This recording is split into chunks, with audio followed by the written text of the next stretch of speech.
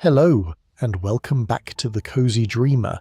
Before we begin tonight's journey, if you find yourself drifting off peacefully, if this becomes a place you return to, I'd love for you to hit subscribe and tap the little bell beside it. That way, I'll be here waiting for you again tomorrow night, and every night after that. A new story, a new journey, something to look forward to as you close your eyes. Thank you for being here.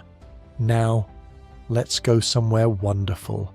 Close your eyes, take one slow breath, and let me take you back, far back, back before the internet, before electricity, before printing presses and steel ships and the wheel of modern life, back to a time when the most powerful force in the known world was built by human hands, stone by stone, law by law, over the course of 1,000 years. We are going to Rome. Not the Rome of tourist photographs, though that Rome is beautiful too.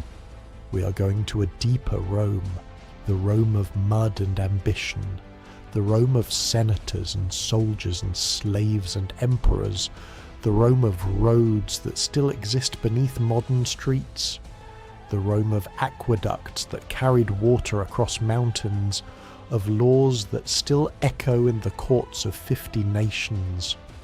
We are going to the Rome that shaped the world you woke up in this morning. Tonight we will walk through 12 centuries together. We will watch Rome be born on 7 hills beside a river no one cared about. We will watch it grow into a republic, strong and proud and quarrelsome. We will watch one extraordinary man almost destroy it, and another man remake it as something even greater. We will walk through its golden centuries, through its streets, through its daily life, and then slowly we will watch the cracks appear. We will watch the long, slow dissolution of a civilization that had seemed eternal. But tonight is not a night for urgency. Tonight is a night for drifting. Let the story carry you. Let the centuries pass gently like the turning of a dream. Before there was a city, there was a river, the Tiber, long and brown and winding, not the grandest river in the world, not the Nile with its yearly floods and its ancient gods, not the Euphrates, that cradle of the oldest civilizations. Just a useful river, cutting through the middle of the Italian peninsula, carrying water from the mountains to the sea.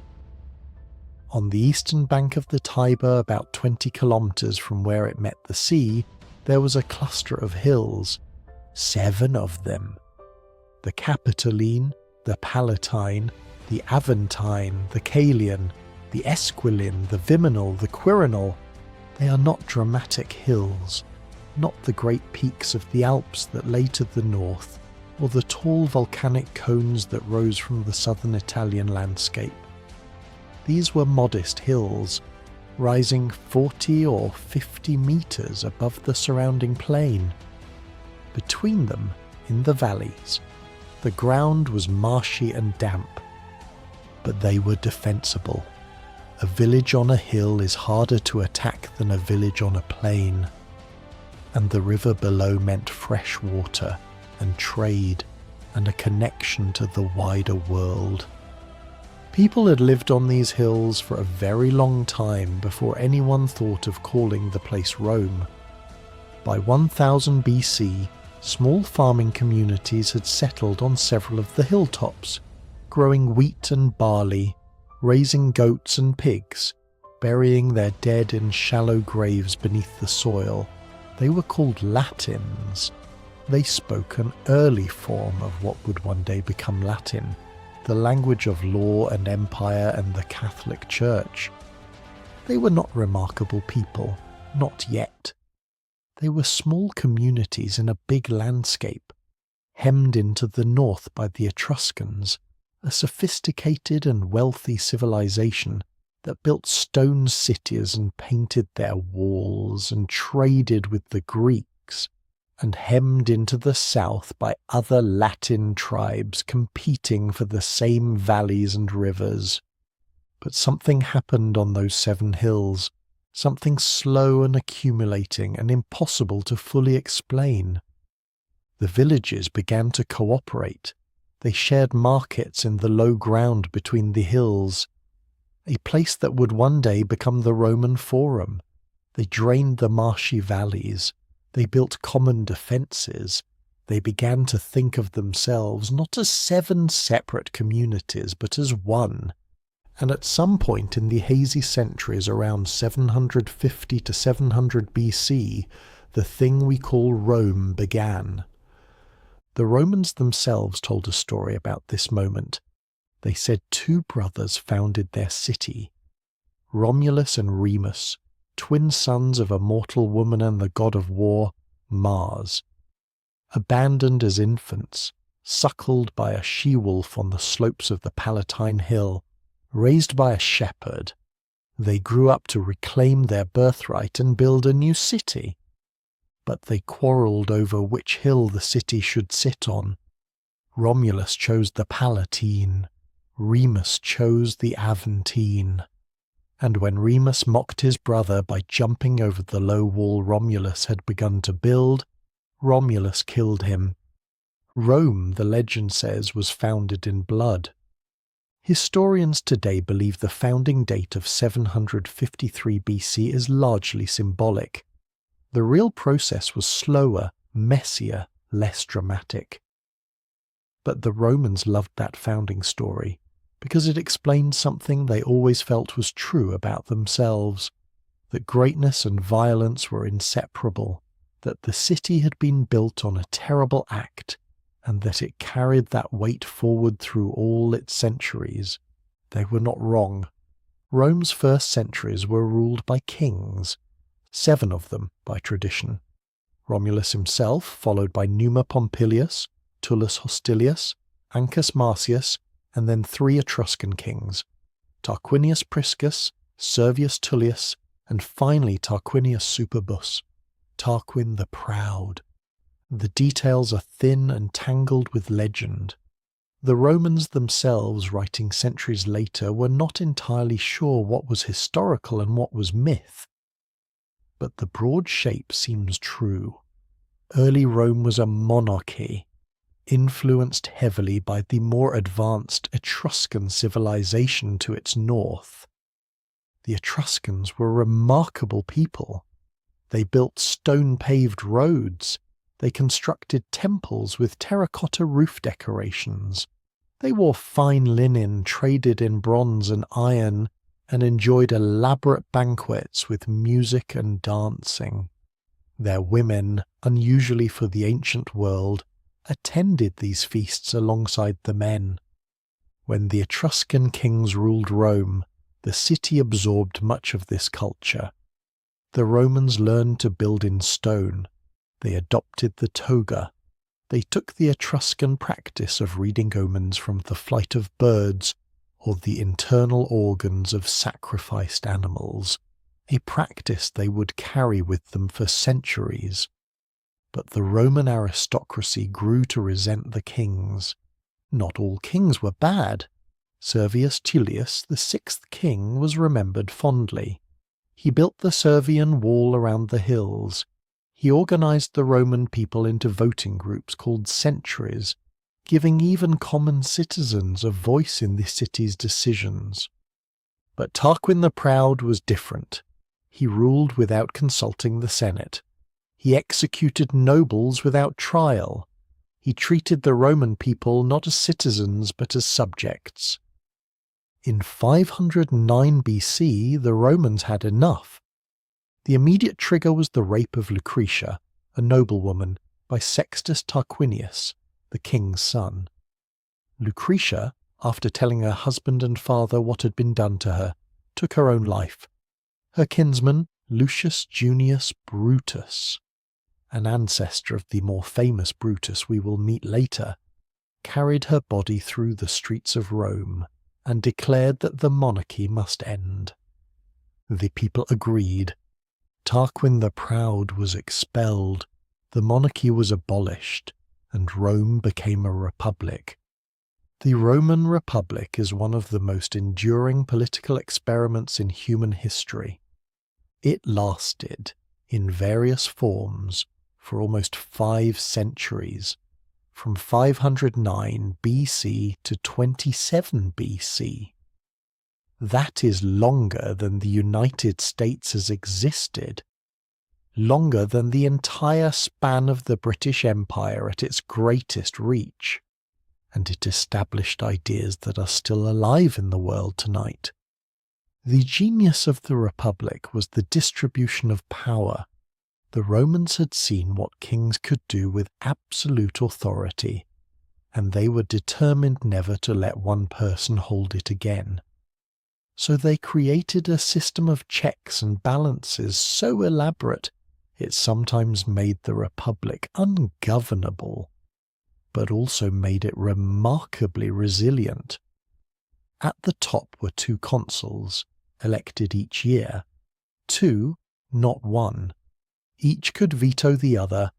Their term lasted exactly 12 months. No consul could serve 2 years in a row. This was Roman genius. Power shared, power limited, power always temporary.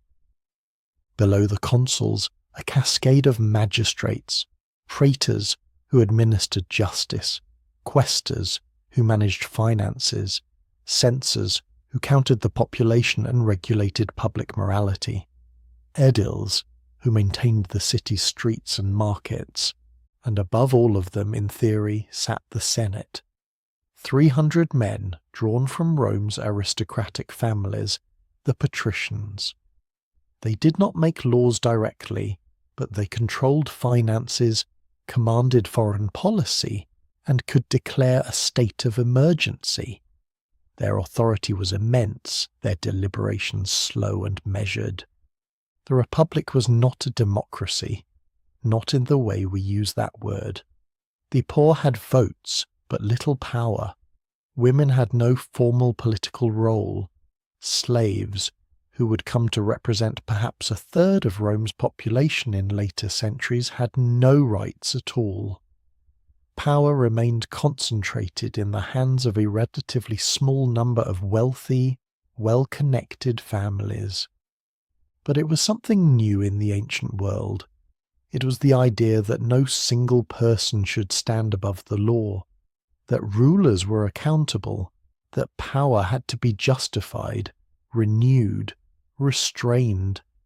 Those ideas would flicker and nearly die with Rome itself, and then, many centuries later, be rekindled and carried forward into the modern world. In its early centuries, the Republic fought constantly against neighbouring Latin tribes, against the Etruscans, against Gauls who swept down from the north in 390 BC, sacked Rome itself, and were only bought off with gold, against Samnite hill tribes who controlled the mountain passes to the south, against Greek colonies along the Italian coast. Each war extended Rome's reach a little further.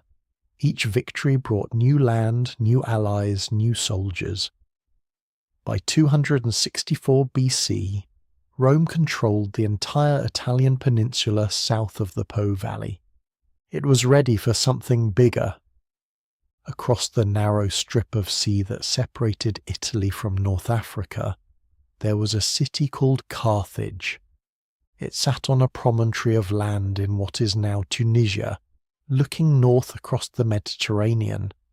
It had been founded by Phoenician traders around 814 BC, and in the centuries since, it had grown into one of the wealthiest cities in the ancient world. Its merchant fleets dominated the western Mediterranean. Its purple dye was prized across the known world. Its walls were thick and high, built to last forever. For 3 centuries, Rome and Carthage had ignored each other, or traded carefully, or signed treaties defining their respective spheres of influence. Rome owned Italy. Carthage owned the western sea lanes, North Africa, and most of the island of Sicily. Sicily was where the trouble began. In 264 BC, a dispute between Sicilian cities drew both Rome and Carthage into conflict. What began as a minor proxy war became something far larger. The First Punic War, Punic from Punicus, the Latin word for Phoenician, lasted 23 years. Rome, traditionally a land power, had to learn to fight at sea. It did so with characteristic ingenuity, inventing a device called the corvus, a spiked boarding bridge dropped from Roman warships onto the decks of Carthaginian galleys, turning naval battle into the kind of close infantry fighting at which Romans excelled. By 241 BC, Carthage was exhausted. It ceded Sicily to Rome and paid a heavy indemnity. Rome had its first overseas province. The Second Punic War, which began in 218 BC, nearly destroyed everything. Hannibal Barca was the greatest military commander Carthage ever produced, and one of the greatest in all of history. He assembled an army in Spain, marched it north through Gaul, crossed the Alps in autumn, with war elephants in the snow, and descended into the Italian peninsula. What followed were 2 decades of carnage on Italian soil. At the Battle of the Trebia in 218 BC, Hannibal destroyed a Roman army. At Lake Trasimene in 217 BC, he ambushed another Roman force on a foggy morning and killed 15,000 men in 3 hours. And then came Cannae. On the 2nd of August, 216 BC, at a dusty plain in southern Italy, Hannibal faced a Roman army of perhaps 70,000 men, the largest force Rome had ever fielded in a single battle. Hannibal had perhaps 50,000. He allowed his centre to bow backward under Roman pressure, drawing the legions deeper and deeper in. Then his stronger wings swept around both flanks. The Romans were encircled, compressed so tightly they could barely raise their weapons. By evening, perhaps 50,000 Romans were dead. It was the worst defeat in Rome's history. It has been studied in military academies ever since. And yet Rome did not surrender. This is perhaps the most remarkable thing about the Republic, its refusal to accept defeat. The Senate did not negotiate. The allies, for the most part, did not defect. Rome raised new armies, avoided pitched battle with Hannibal, and slowly starved his campaign of supplies and reinforcements. A young general named Publius Cornelius Scipio took the war to Spain, then to Africa, threatening Carthage itself. Hannibal was recalled home. At Zama, in 202 BC, Scipio defeated him. Carthage surrendered. Scipio was given the agnomen Africanus, Scipio Africanus, one of the great surnames in history. The Third Punic War, 50 years later, was almost an afterthought. Rome destroyed Carthage utterly, ploughed its soil with salt, so the legend says, though historians debate the literal truth of this. The point was psychological. Carthage would never rise again. By 146 BC, Rome was the undisputed master of the Mediterranean world, and the Republic was beginning to crack under the weight of its own success. Gaius Julius Caesar was born in July, probably in the year 100 BC, into a patrician family of modest means.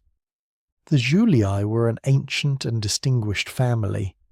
They claimed descent from the goddess Venus herself, through her son Aeneas, the legendary Trojan hero who had fled to Italy after the fall of Troy. This was the kind of lineage that mattered in Rome. But Caesar's branch of the family was not wealthy. His father died when he was 15. His early years were spent navigating the violent politics of a republic in crisis, a time when generals commanded private armies and the Senate struggled to maintain order. He was, from the beginning, extraordinary. As a young man captured by Cilician pirates in the Aegean Sea, he reportedly chatted and joked with his captors, told them the ransom they had demanded was too low for a man of his standing, and promised to come back and crucify them. After his ransom was paid, he did exactly that. He was a brilliant speaker, a tireless writer, a soldier of exceptional physical courage, and a politician of dazzling flexibility. He formed alliances, broke them, reformed them. He spent money he did not have to court the loyalty of the Roman people. He was charming, ruthless, vain, and visionary in roughly equal measure.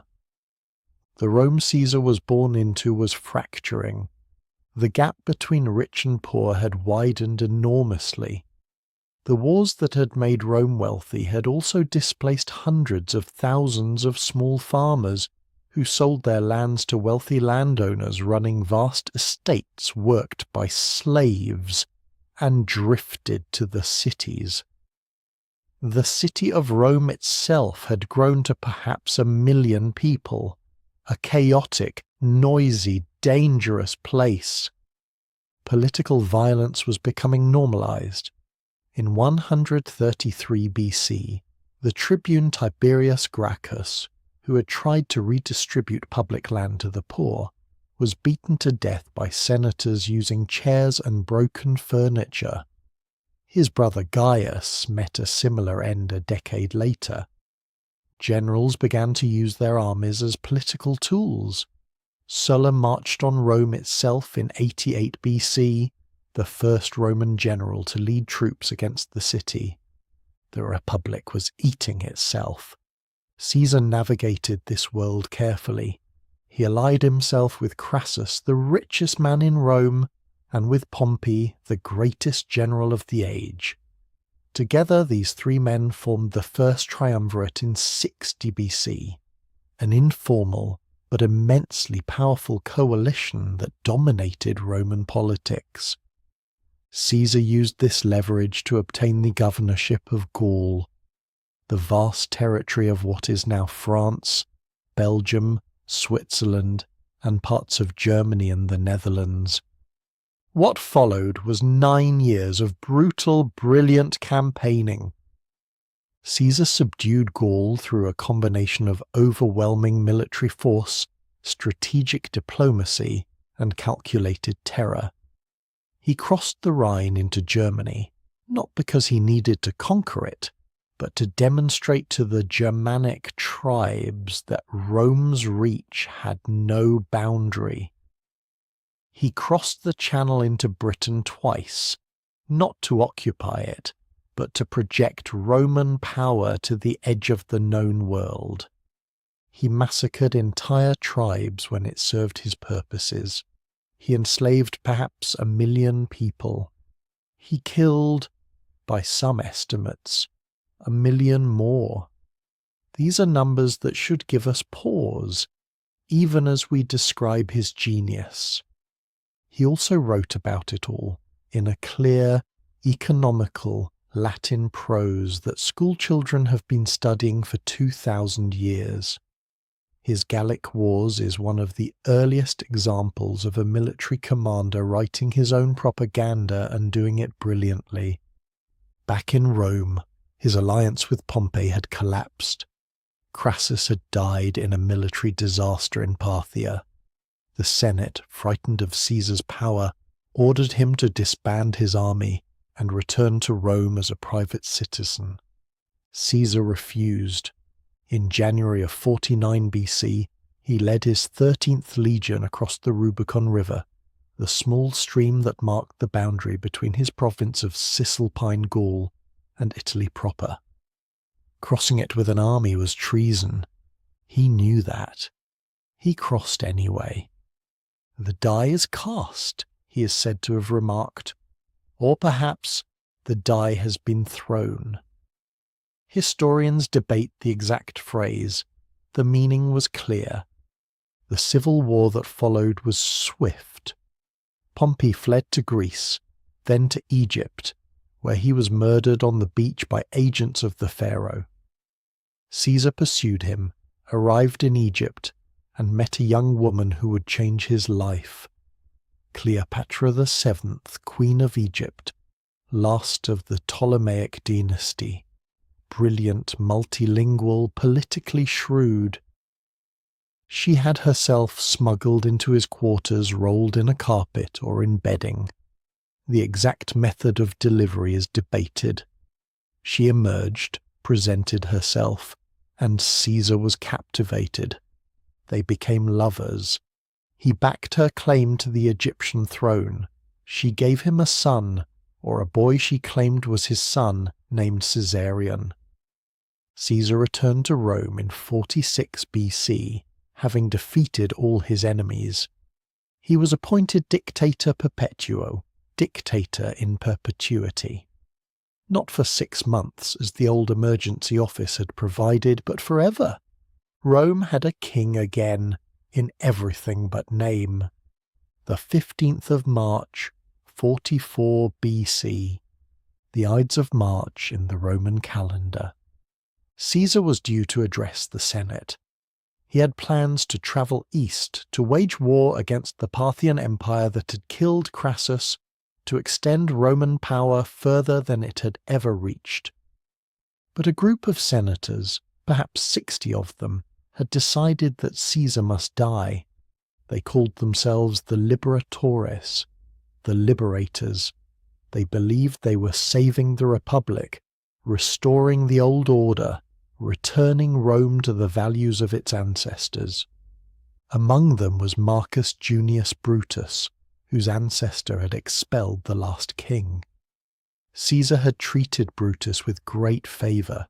He was by some accounts Caesar's friend, by other accounts something closer than that, and Gaius Cassius Longinus, who had fought against Caesar and been pardoned, who resented Caesar's dominance with a particular bitterness. They chose the Senate meeting as their moment, daggers hidden beneath their togas. As Caesar entered, one of the conspirators, Tillius Cimber, approached him with a petition. When Caesar brushed it aside, Cimber grabbed his toga. That was the signal. The first blade struck Caesar in the neck. He turned in surprise. He grabbed the arm of his attacker, then others rushed forward. He was struck again and again. He struggled, then seemed to realize there was no escape. The ancient sources say that when Caesar saw Brutus among the assassins, he said, "And you, Brutus? Or perhaps simply, you too, child?" He pulled his toga over his face and fell. 23 stab wounds. Only one, a physician later determined, had been fatal. The conspirators had imagined that Rome would celebrate, that the people, freed from Caesar's tyranny, would embrace the restored republic. They were catastrophically wrong. The people of Rome had loved Caesar. He had given them games and grain, and a sense that someone powerful was on their side. They were not relieved. They were furious. The funeral was chaos. The crowd took the benches, the furniture, anything that would burn, and built a pyre in the forum itself. They wept. They rioted. The conspirators fled Rome. Caesar's heir was his great-nephew, a sickly but steely 19-year-old named Gaius Octavius. He would change everything. Gaius Octavius became Gaius Julius Caesar Octavianus when he accepted his inheritance, and then, after years of war and diplomacy and cunning, became something even more. He became Augustus. The decade after Caesar's assassination was as violent as any in Rome's history. Octavian, as we call him before he took the name Augustus, allied first with Caesar's loyal general Mark Antony and with Lepidus, forming the Second Triumvirate. Together they hunted down and killed the conspirators. At the Battle of Philippi in 42 BC, Brutus and Cassius were defeated. Both died by their own hands on the battlefield. Then the triumvirate turned on itself. Lepidus was shunted aside. Antony went east, fell deeply in love with Cleopatra, the same Cleopatra who had captivated Caesar, and became increasingly independent of Rome. He gave Roman territories to Cleopatra's children. He seemed, to Roman eyes, to have gone native. Octavian went to war against him. At the Battle of Actium in 31 BC, off the coast of Greece, Octavian's fleet defeated the combined forces of Antony and Cleopatra. The two lovers fled to Egypt. The following year, with Octavian's forces closing in, Antony fell on his sword. Cleopatra, unwilling to be paraded through Rome as a captive, died by her own hand. The method, tradition says, was an asp, an Egyptian cobra, hidden in a basket of figs. The last independent kingdom of the Hellenistic world became a Roman province. Octavian returned to Rome the sole master of the Roman world, and here he showed his greatest genius, restraint. He knew what had happened to Caesar. He knew the word king was poison in Roman ears, so he never used it. He called himself princeps, first citizen. He kept the forms of the republic. The Senate still met.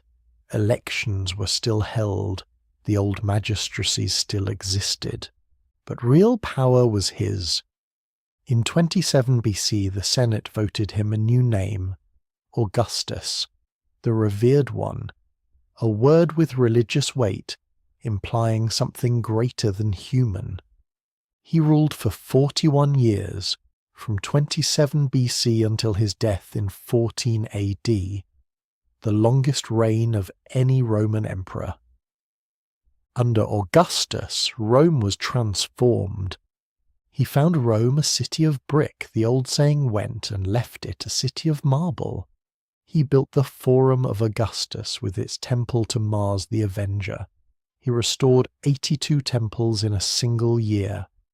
He created a permanent professional army, a standing fire brigade, a postal service, a secret service. He reformed the tax system. He pacified Spain, Gaul, Egypt, and the eastern provinces. The period of his reign and the reigns of his successors through the first 2 centuries AD is known as the Pax Romana, the Roman peace. 2 centuries of relative stability across a territory stretching from Scotland to Mesopotamia, from the Rhine to the Sahara. It would never last forever. Nothing does. But while it lasted, it was extraordinary. The century between 96 AD and 180 AD is sometimes called the era of the 5 good emperors: Nerva, Trajan, Hadrian, Antoninus Pius, Marcus Aurelius. The historian Edward Gibbon, writing in the 18th century, called this period the period in the history of the world during which the condition of the human race was most happy and prosperous. He was writing about the Roman Empire specifically, and he was not wrong to admire it, though he was perhaps too romantic about what lay beneath. Trajan, who reigned from 98 to 117 AD, was the last emperor to significantly expand Roman territory. He conquered Dacia, modern Romania, adding its gold mines to Roman wealth. He campaigned into Mesopotamia, pushing Roman borders further east than they had ever been. His column still stands in Rome today. A stone spiral rising 30 meters, carved with 2,500 figures depicting his Dacian campaigns. You can walk around it and read it like a book in stone. Hadrian, who followed him, was different in temperament, less interested in conquest, more interested in consolidation. He travelled almost constantly, visiting every corner of the empire, inspecting the legions, checking the frontiers. In northern Britain, he ordered the construction of a wall stretching 80 Roman miles from coast to coast, separating the Roman province of Britannia from the unconquered Caledonian tribes to the north. Hadrian's Wall. Much of it still stands. You can walk along it today, nearly 2,000 years after the legions built it, and look north into the hills and feel the edge of the ancient world. And then Marcus Aurelius, emperor from 161 to 180 AD, and something rarer than an emperor, a philosopher.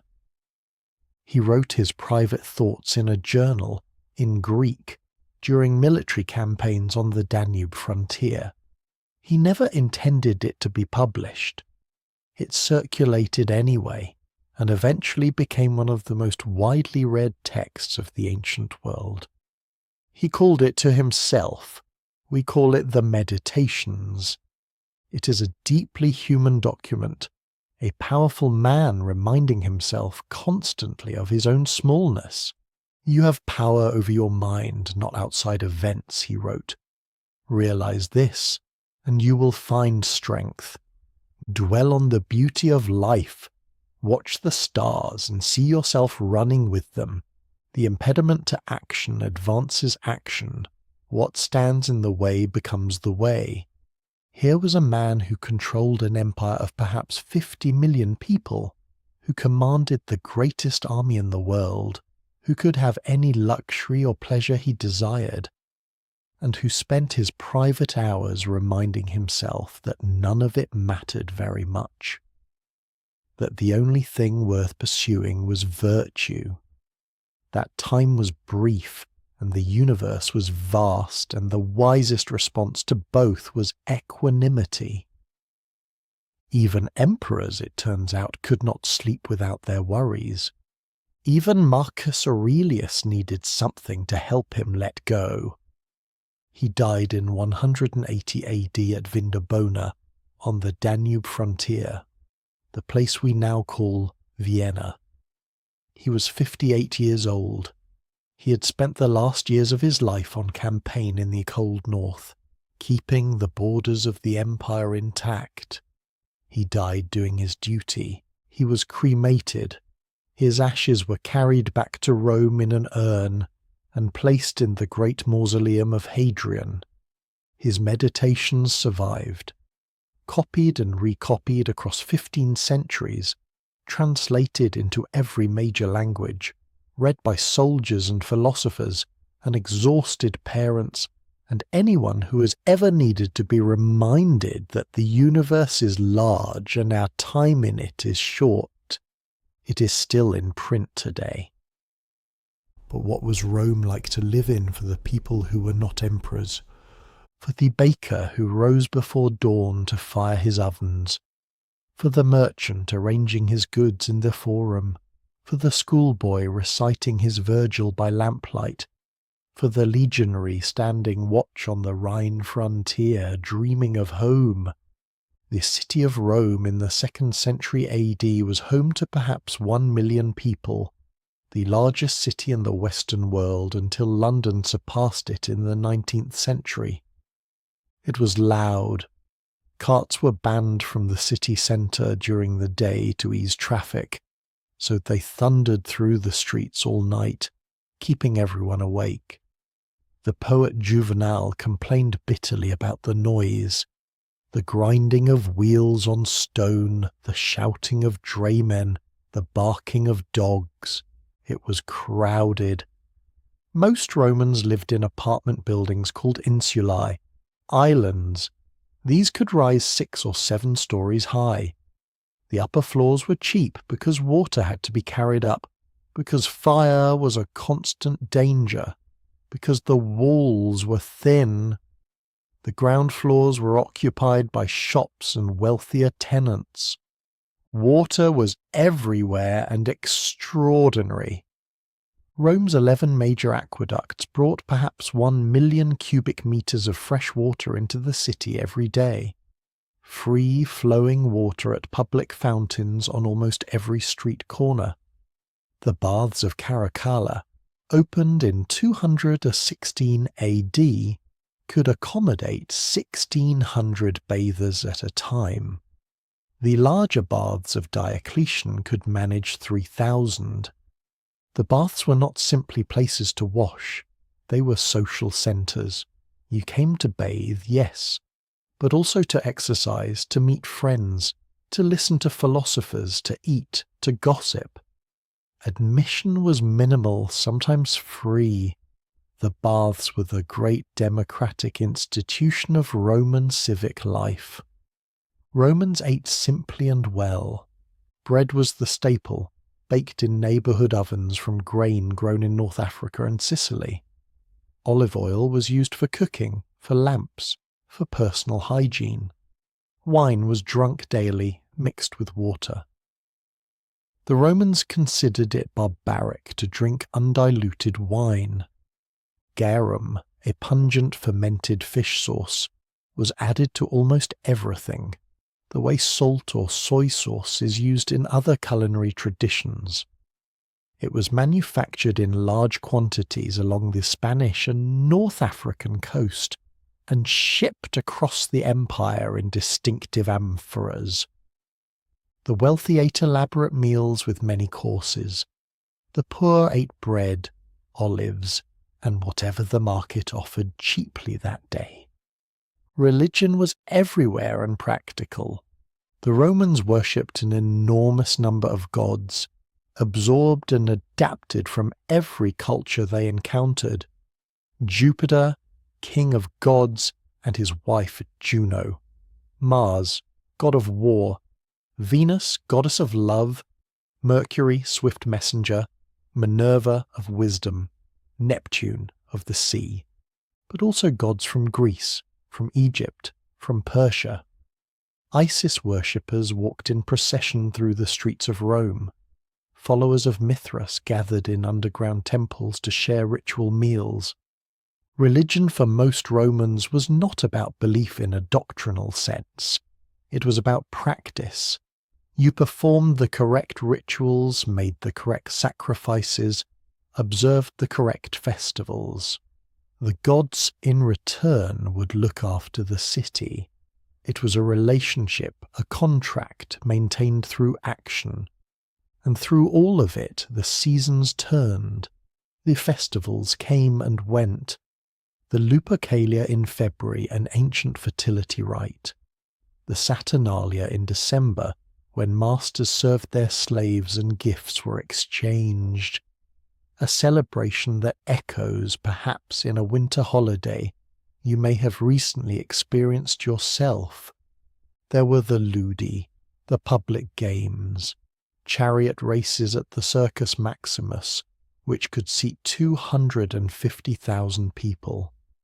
The great oval in the valley between the Aventine and Palatine hills, long and roaring and dense with the smell of horses and the noise of the crowd. A blue faction and a green faction, each with its fanatical supporters, arguments over chariot racing spilling out of the stadium and into the streets, and sometimes into violence, and the gladiatorial games in the Colosseum, opened in 80 AD under the Emperor Titus. 50,000 people, tier upon tier, watching men fight.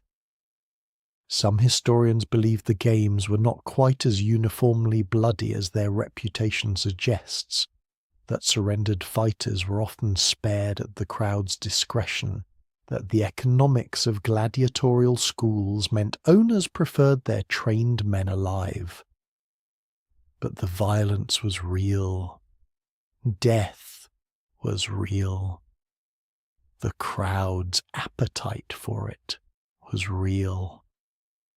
Rome was a civilization of extraordinary contradictions, philosophy and brutality, beauty and slavery, law and conquest.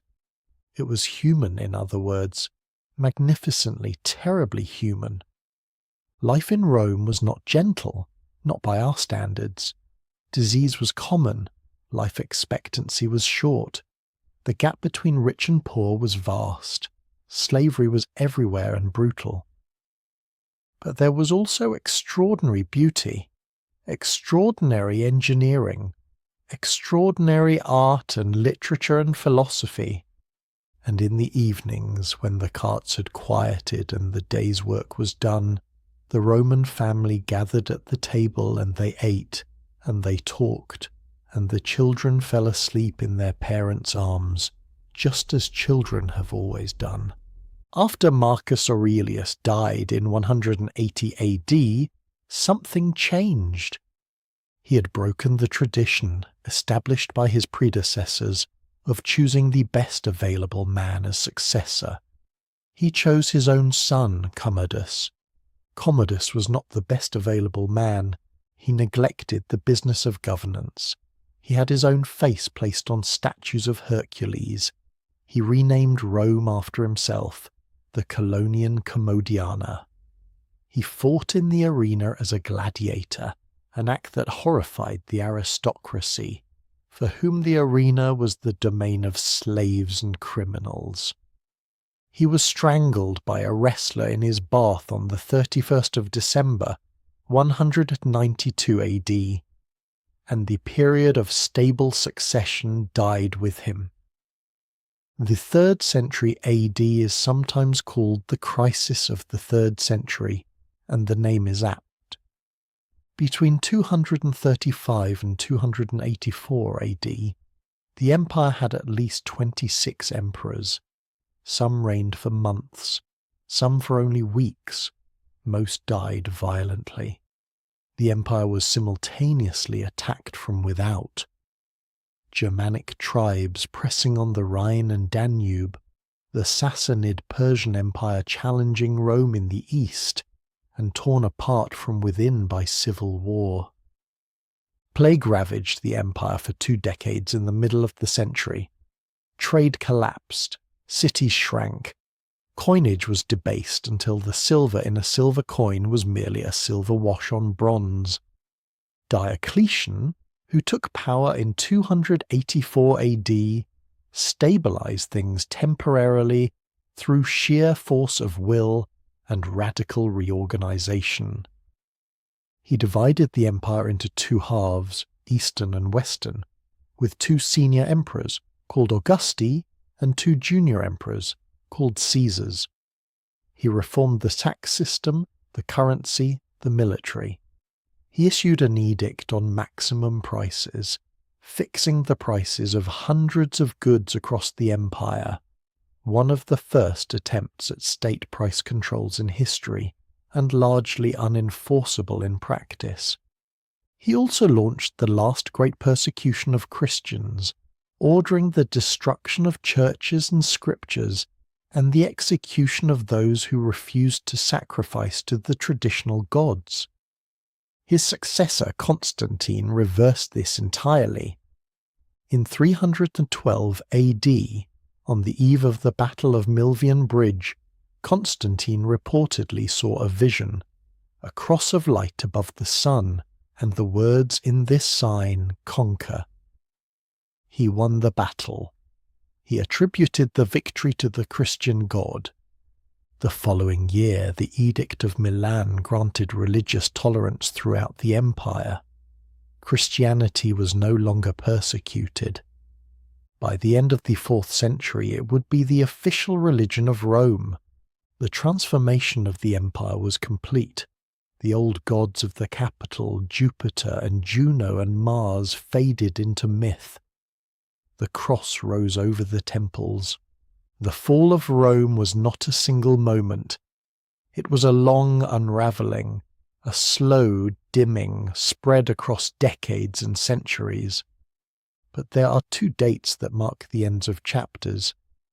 410 AD. The Visigoths, a Germanic people who had been living within Roman borders for decades as both refugees and soldiers, sacked Rome. Their leader was Alaric. He had served in the Roman army. He had petitioned the emperor for land and titles and permanent place within the empire. He had been refused repeatedly. He marched on Rome not as an alien conqueror, but as a frustrated insider. For 3 days his forces moved through the city. They took gold and silver and silks and slaves. They did not, for the most part, burn the buildings or massacre the population. By the standards of ancient sack and pillage, it was not the worst. But it was Rome, the eternal city, the city that had not been taken by an enemy in 800 years, not since the Gauls in 390 BC. The shock was enormous. Jerome, a Christian scholar living in Bethlehem, wrote, "The city which had taken the whole world was itself taken. The world is rushing to ruin." Augustine of Hippo in North Africa began writing The City of God in response, a philosophical meditation on what it meant that the earthly city could fall and why the heavenly city mattered more. 476 AD. The Western Empire had fragmented further since Alaric. The Rhine and Danube frontiers had been breached repeatedly. Germanic kingdoms had carved up Roman territory. Gaul was Frankish and Visigothic. Spain was Visigothic and Vandal. Britain had been abandoned by the legions in 410. In 476, a Germanic general named Odoacer deposed the last emperor of the Western Roman Empire, a teenage boy named Romulus Augustulus. The name was painfully symbolic, the first name of Rome's legendary founder, the honorific of its greatest emperor. Odoacer sent Romulus Augustulus to a comfortable villa in Campania with a pension. He was not executed, he was simply irrelevant. Odoacer sent the imperial insignia to the emperor in Constantinople, saying there was no longer any need for a separate emperor in the West. And the Western Roman Empire, which had existed for 5 centuries, ended. Not with a battle, not with a massacre, not with fire, with a letter, with a young boy sent to a country house, with a gesture of administrative tidiness. But Rome did not really end in 476, not in any way that mattered.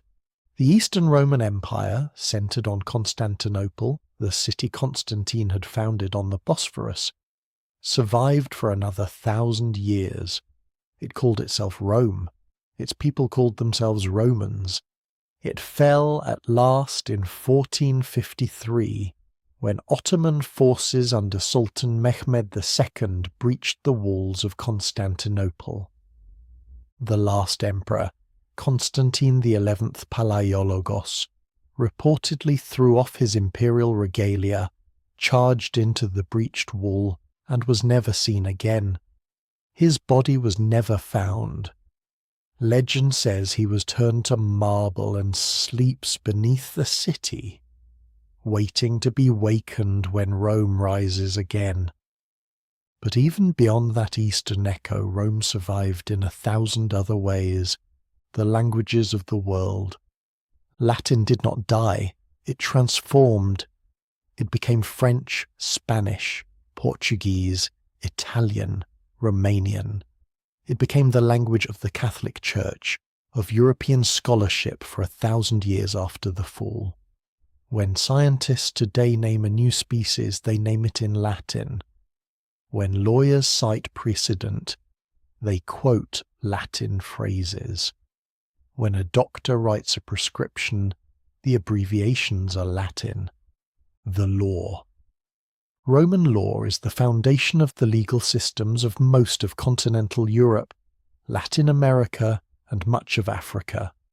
The concepts of innocent until proven guilty, of contracts, of legal persons, of property rights, of the separation of criminal and civil law. These come in their modern form from Rome, the Church. The Roman Catholic Church is structured in ways that mirror the Roman Empire. A bishop in a city, an archbishop over a province, a pope. The word comes from the Latin papa, father, at the summit of a universal hierarchy. The Church preserved Roman learning through the dark centuries after the fall, copying manuscripts in cold monasteries, keeping the flame of classical knowledge alive. The architecture. Walk through Washington, D.C., or Paris, or London. Look at the columns, the domes, the arches, the symmetry. Look at the US Capitol building. Look at the Pantheon in Paris. Look at the British Museum. You're looking at Rome's reflection. The calendar, the months of our year, July and August are named for Julius Caesar and Augustus. January for Janus, the two-faced god of beginnings. March for Mars, the 7-day week, adopted and passed on by Rome. The system of counting years before and after a central fixed point in history.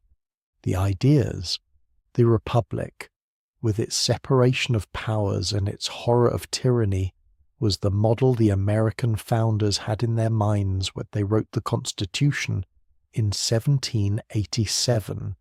They quoted Cicero. They named their institutions after Roman ones, the Senate. They gave the head of state a Latin title, not king, but president from the Latin presidens, one who presides. Rome is not the past. Rome is the architecture of the present. It is in the words you speak, the laws that protect you, the buildings that surround you, the very calendar that tells you what day it is. It is everywhere. It never really fell.